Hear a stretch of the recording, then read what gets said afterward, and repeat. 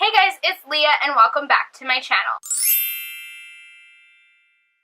So of course, you know, I saw Ant-Man and the Wasp on Thursday. If you guys haven't caught my review, make sure you watch it. I'll leave it up here somewhere. But you always know I like to do my Easter egg videos after I do my review. So that is what this video is, if you haven't already guessed by the title. And, you know, there are quite a few Easter eggs that were funny. I, of course, as usual, didn't put every single Easter egg that I found in here. That would be ridiculous and that would take way too long. So I'm just going to gloss over some of my more favorite Easter eggs, starting with your usual Stan Lee cameo. If you guys missed that, well, it was actually extremely hard to miss unless you were sleeping or not paying attention or getting popcorn refill. But anyway, Stan Lee's cameo hinted to the fact that he may have done a lot of acid in the 60s, which really explains a lot.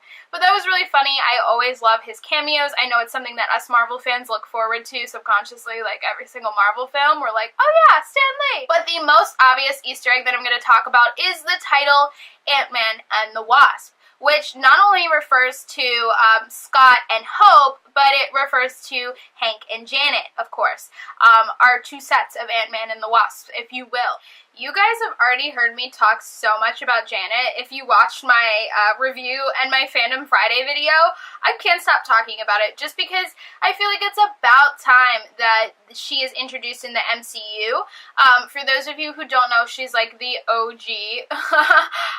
She first appeared in Marvel Comics in 1963, I believe it is, and then she went on to be one of the most important characters in the Avengers, and I just wish that they had put more about her in there and had more of her backstory, just so people would get the idea of how awesome. And of course Hope, which is her daughter, was completely made for the MCU universe, and so I really do hope, and I said this in my movie review, that they let a little bit of Janet's light as the Wasp shine through Hope, which I think they've already done that pretty well. Also, speaking about characters that were a little different, because Janet Janet's backstory is a little different in the comics than it is in the MCU, but another character that was very different is Ghost. And I know you guys, I think it was when I did the trailer reaction, I think it was like the first or second Ant-Man trailer, that Ghost was there, and I was like, oh, that's different, you know, Ghost is female.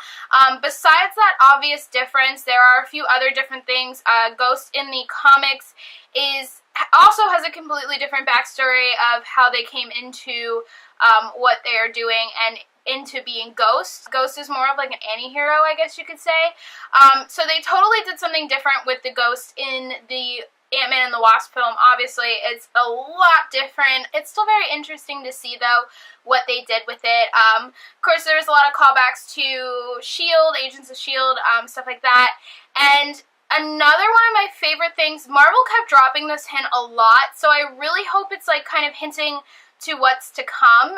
Of course, you know, Cassie, Scott's daughter, she actually in the comics was in the Young Avengers, etc. So I wonder if them having her hint a billion times about how she would want to do what her dad does, or she wants to do this and that, even in the beginning of the film with him like doing the play Let's Steal Something scene.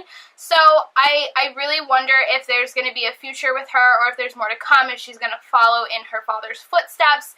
And I'm really interested to see if they take that. I mean, they hinted at it so many times, so I really hope that that was like a hint that like we are going to do something with this character. Something that was actually really funny, that was a reoccurring Easter egg that made me laugh every single time, unlike a lot of the jokes in the film, was the Baba Yaga skit, where I just thought that was so funny. Besides it being a folklore, the fact that Marvel has used this before in its comics, so I thought that was like a little bit of a funny Easter egg. On the funnier side, it made me laugh a lot. People were probably like, what is wrong with her? But I thought that that was really funny.